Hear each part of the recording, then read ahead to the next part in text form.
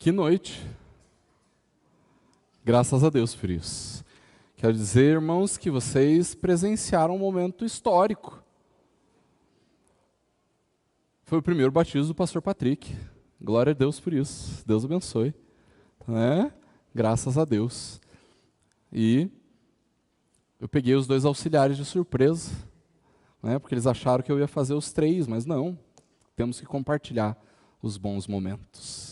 Quero te convidar para abrir a sua Bíblia lá, livro do profeta Isaías, no capítulo 11.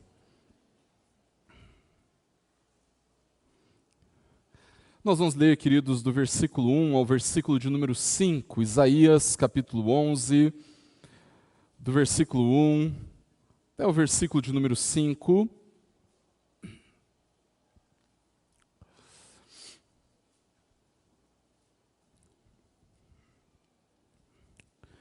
Palavra do Senhor, queridos, em Isaías, capítulo 11, do versículo 1 ao versículo 5, nos diz assim: Do tronco de Jessé sairá um rebento, e das suas raízes um renovo. Repousará sobre ele o Espírito do Senhor, o Espírito de sabedoria e de entendimento, o Espírito de conselho e de fortaleza, o Espírito de conhecimento e de temor do Senhor. Deleitar-se-á no temor do Senhor, não julgará segundo a vista dos seus olhos, nem repreenderá segundo o ouvir dos seus ouvidos, mas julgará com justiça os pobres, e decidirá com equidade a favor dos mansos da terra. Ferirá a terra com a vara de sua boca, e com o sopro dos seus lábios matará o perverso. A justiça será o cinto dos seus lombos, e a fidelidade o cinto dos seus rins. Vamos orar, queridos. Feche seus olhos, abaixe sua cabeça. Nós vamos orar ao Senhor, clamando a graça dele sobre nós, para meditarmos, compreendermos a sua palavra, para que ele nos ilumine. Deus, em nome de Jesus, nós te louvamos, Deus, por podermos ler a tua palavra, e te louvamos porque através do teu Santo Espírito que nos ilumina, nós podemos compreender a tua palavra. Age, Deus, com graça sobre a nossa vida, que eu seja fiel na pregação da tua palavra e que os meus irmãos sejam fiéis ao ouvirem a tua palavra.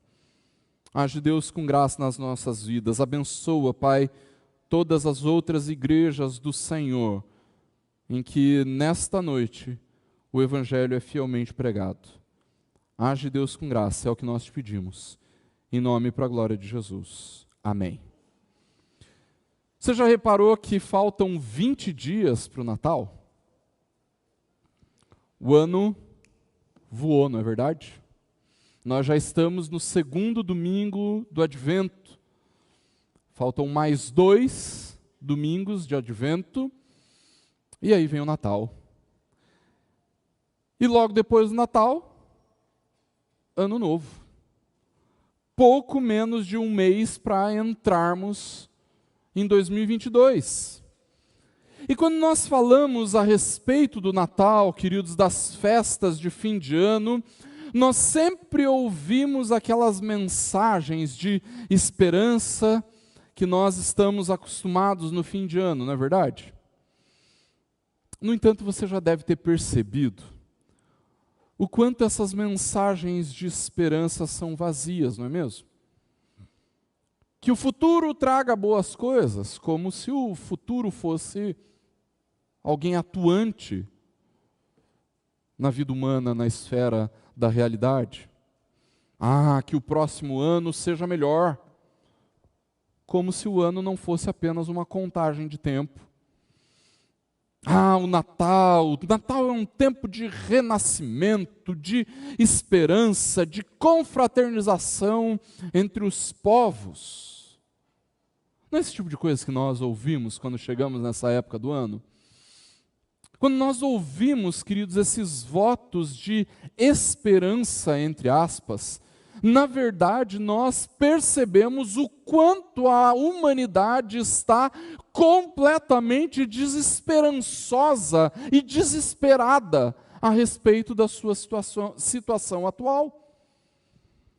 E isso acontece Porque todas essas mensagens de esperança não servirão de nada enquanto elas forem motivadas por meros pensamentos positivos, por meros sentimentos positivos.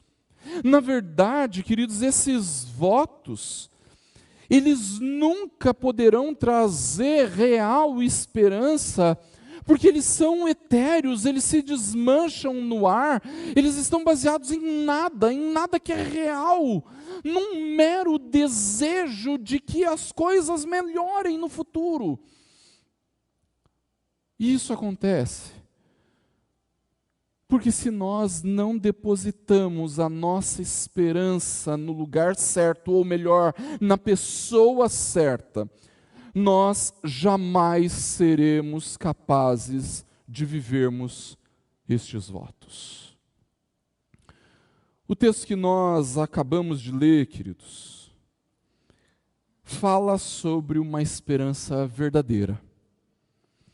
Não sobre uma esperança vazia, mas uma esperança depositada nas promessas de restauração que Deus opera em Cristo.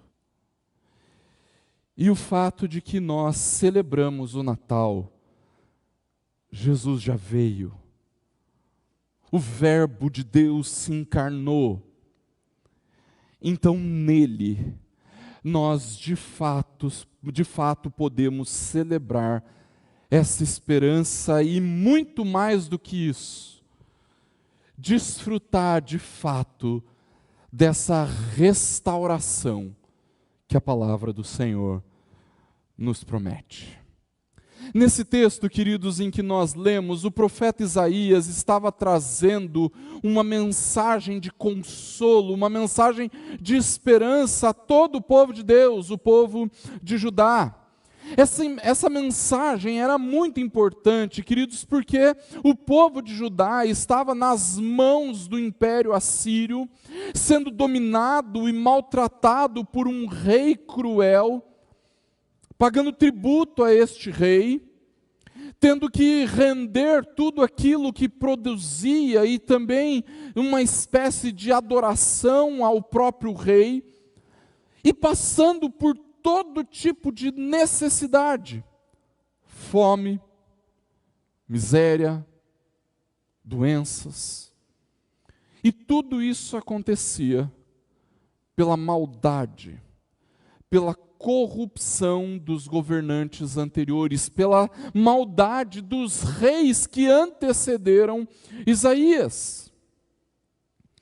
E por causa desses reinados tão injustos, Deus resolveu pôr fim naquilo tudo. Na idolatria, na perversidade, na maldade, na crueldade em que o povo de Deus havia se metido. E na sua justiça, queridos, Deus disse que iria destronar a família real por conta da sua maldade, por causa da idolatria e por causa das alianças corruptas que haviam estabelecido com falsos deuses, com ídolos e também com reis perversos. Na realidade, o povo de Deus sofria debaixo do rei da Assíria, porque anos antes havia chamado o rei da Assíria e se vendido e rendido ao rei da Assíria, para que este rei os protegesse de outros dois reis que faziam guerra contra o povo de Deus. No entanto, queridos, no meio de uma palavra tão dura, de juízo, de estabelecimento da sua justiça, no meio disso tudo, da revelação, da ira de Deus contra a idolatria de Judá, contra a perversidade de Judá, contra a maldade do povo de Deus, no meio de uma palavra dura de repreensão e de correção e de juízo de Deus, Deus envia através de Isaías uma promessa maravilhosa de consolo, de restauração, de esperança, e que se cumpriria através do Messias, através do ungido, do Cristo de Deus, mas não se antecipe. Porque é importante que nós saibamos, irmãos, que no momento em que Isaías proclama esta palavra, ele, na sua limitação humana, ele não estava pensando num redentor cósmico como nós pensamos em Jesus.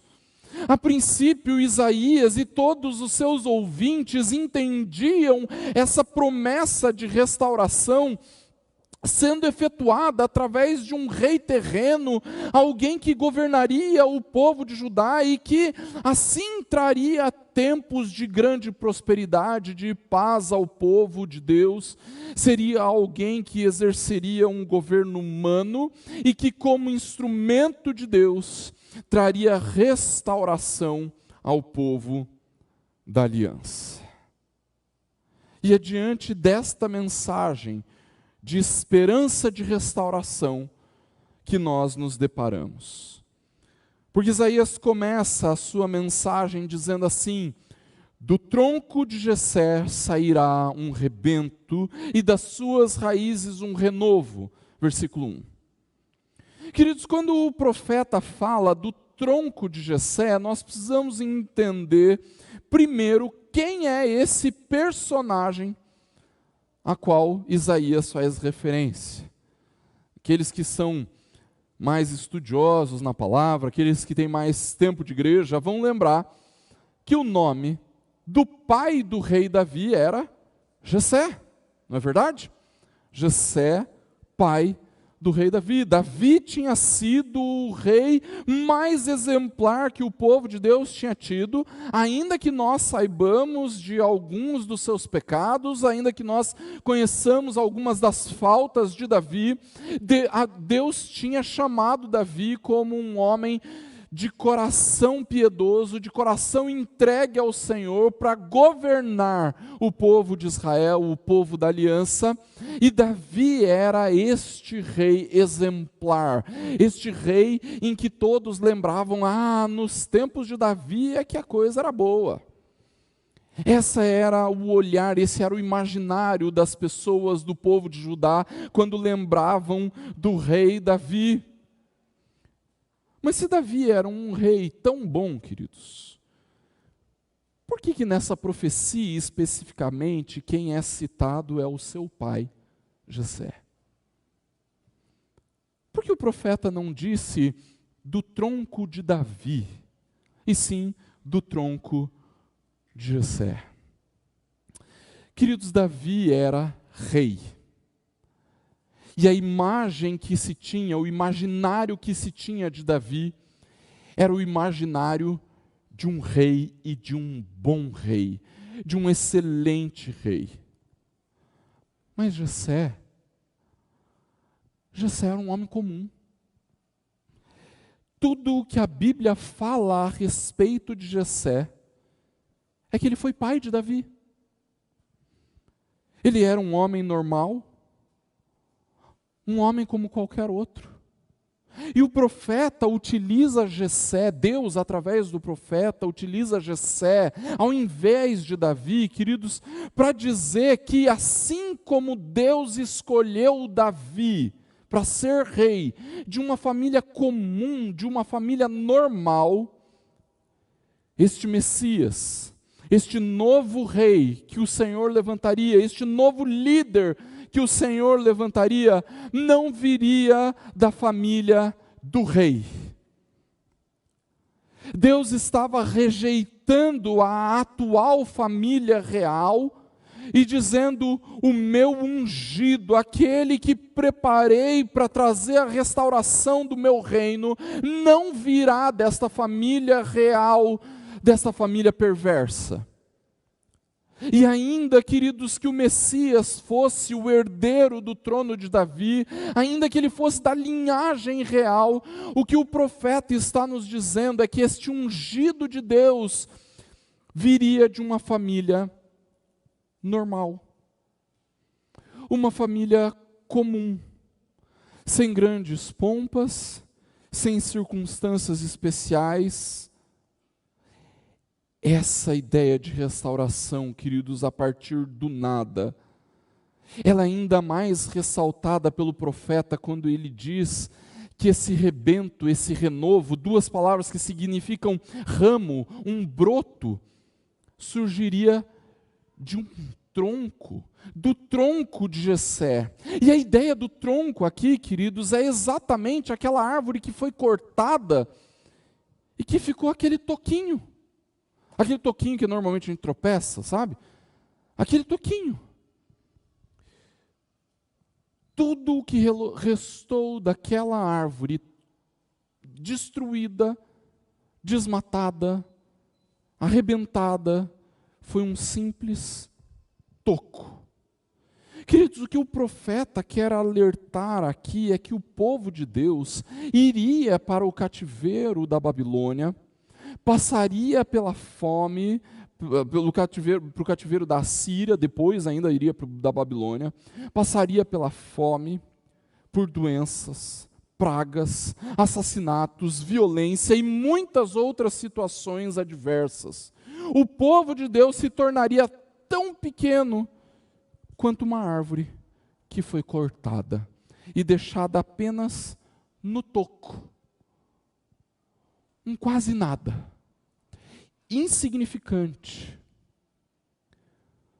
No entanto, queridos, desse quase nada, desse toco, desse tronco, surgiria um renovo, surgiria um ramo, um broto. Pensa, irmãos, numa floresta completamente desmatada, num lugar em que existia uma grande quantidade de árvores, mas que agora tudo o que nós conseguimos enxergar é um descampado geral. E o único sinal de que aquele lugar tinha no passado abrigado uma grande floresta são os tocos que permanecem naquele descampado. Agora imagine que de um desses tocos, de um desses troncos, começa a brotar um ramo, começa a brotar um rebento, e que através desse rebento, toda aquela floresta será reconstruída.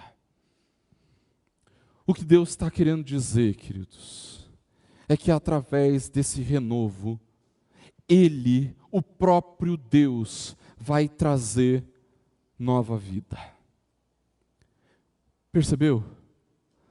Através de uma família comum, não da família real, mas de uma realidade comum, Deus traria restauração. Em uma realidade de completa escassez, de uma floresta desmatada, de um tronco, de um toco, Deus trará nova vida. O Senhor trará restauração. Deus promete restauração ao seu povo, ao reino de Judá, a partir de uma realidade de completa destruição, queridos, e a partir de um rei que, apesar de vir de uma linhagem real, mas não fazia parte da família real, seria aquele que traria restauração ao povo de Deus. Os relatos bíblicos, queridos, não são muito claros que tipo de restauração foi essa que foi realizada e quem foi esse rei, esse líder que estabeleceu a restauração. Alguns comentaristas, alguns estudiosos apontam talvez para Zorobabel, aquele que liderou a reconstrução dos muros e do templo em Jerusalém depois do exílio da Babilônia. No entanto, queridos, há uma realidade que Isaías e os seus ouvintes muito provavelmente não percebiam a respeito dessa promessa de restauração. Uma promessa que não se referia tão somente a essa realidade terrena. Há uma promessa que não se referia tão somente àquele reino de Judá específico situado naquele lugar do planeta. Na verdade, a intenção de Deus era, através desta profecia, desta promessa, estabelecer as bases de uma restauração cósmica, experimentada por judeus e gentios em Cristo Jesus. Através do profeta, queridos, Deus não estava prometendo a restauração de um reino meramente terreno. Muito mais do que isso, Deus estava prometendo uma restauração superior, uma restauração que os olhos nem sempre podem ver, que nós não temos a possibilidade de calcular. O que o Senhor estava prometendo era a restauração eterna do seu povo, não um reino terreno, mas um reino celestial, não através de um líder humano, mas um rei eterno. O que Deus estava prometendo, queridos, não era uma restauração da abundância material e da segurança, mas uma prosperidade plena, em completa paz. E tudo isso o Senhor realizou através de um rebento, de um renovo que surgiu do tronco de Jesus, de Jessé. Jesus, o nosso Salvador. Quando nós celebramos o Natal, queridos, nós celebramos o surgimento deste rebento. Nós celebramos o surgimento deste renovo, deste que veio para restaurar todas as coisas, deste que veio para restaurar a minha e a sua vida, a minha e a sua história, deste que não veio para restaurar necessariamente um reino terreno, mas que veio nos restaurar a Deus. Afinal, irmãos, quando nós lemos os relatos a respeito do nascimento de Jesus, não é exatamente isso que nós vemos? Foi exatamente assim. Sem grandes luxos, na simplicidade de uma manjedoura, na humildade de uma estrebaria, vindo de uma família comum, ainda que da linhagem real. O Rei Eterno, o Filho do Deus Altíssimo, mas que nasceu na humildade da vida comum. E é justamente nessa realidade comum, queridos, nessa realidade ordinária da minha e da sua vida, que Jesus entra na nossa história. É nessa vida normal, rotineira, do dia a dia, que Jesus vem restaurar a nossa comunhão com Deus. Eu sei, queridos, que existe uma tendência da nossa parte de sempre querermos provar de coisas extraordinárias, de milagres espetaculares, e entenda, Deus realmente continua operando grandes milagres, nós cremos nisso, o Senhor continua intervindo extraordinariamente na história da humanidade. No entanto, Jesus entra na nossa vida não somente para fazer grandes milagres, mas para restaurar toda a nossa vida. Jesus entra na nossa vida, queridos, para restaurar a nossa rotina, para restaurar o nosso dia a dia, para restaurar a forma como nós trabalhamos, para restaurar a forma como nós enxergamos o mundo à nossa volta, para restaurar a forma como nós nos relacionamos uns com os outros. Eu sei que sempre existe a expectativa de que Deus realize grandes milagres extraordinários, e Ele realmente faz isso. Pela manhã o pastor Patrick inclusive enfatizou isso na sua devocional. Deus continua operando grandes milagres, feitos extraordinários. Mas nós não podemos nos esquecer, queridos, que Jesus vem para restaurar o nosso dia a dia. Lá naquela rotina do seu trabalho, do acordar todo dia às 6:30 da manhã, tomar banho, tomar café, ir para o trabalho, escovar o dente, fazer a sua higiene. Deus continua querendo restaurar estas coisas em nós, para que essas coisas não sejam tão somente coisas que a gente faça ali no piloto automático, para que essas coisas não sejam coisas que nós fazemos tão somente porque tem que fazer, mas porque a nossa vida foi restaurada pelo rebento no tronco de Jessé. Tudo isso, queridos, porque de maneira muito simples, Jesus veio ao mundo cheio de glória, mas para restaurar tudo o que nós, de fato, somos e devemos ser diante de Deus. Perceba, queridos, que o verdadeiro mensageiro da esperança, o Senhor Jesus, aquele que trouxe a nossa consolação, aquele que cumpriu a promessa de restauração de Deus, nasceu em circunstâncias extremamente simples. E ele vem justamente de uma realidade de destruição espiritual. É num lugar de profunda carência, de profunda destruição, que Jesus surge. Sabe que lugar é esse? O meu e o seu coração. Florestas totalmente destruídas, da onde muito provavelmente restava ou resta só um toco. Mas é dessa realidade de destruição espiritual, de carência completa de comunhão com Deus, que Jesus traz restauração. É nessa nossa vida de troncos destruídos, de tocos desmatados, que Jesus vem fazer parte, queridos, trazendo renovo, trazendo restauração. A esperança de Israel, a esperança de Judá, a esperança do povo da aliança se torna realidade nas nossas vidas, irmãos.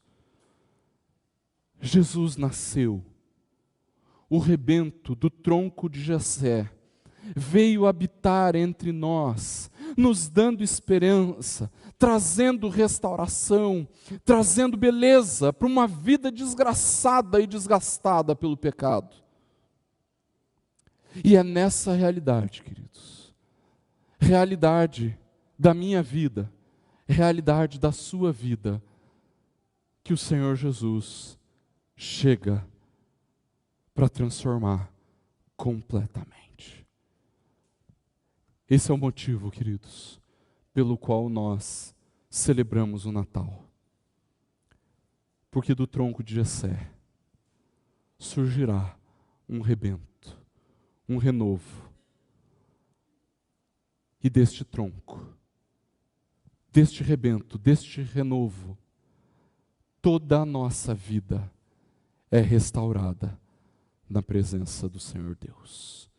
Que o Senhor nos abençoe e que este momento, querido, seja um momento precioso para celebrarmos o Senhor, o Deus dos céus, porque em nenhum momento Ele nos abandona, nos larga, desesperados, desesperançosos, ou confiando em esperanças nulas, em esperanças vazias, mas porque o Senhor Jesus nos traz restauração. Nós celebramos o Senhor. E na noite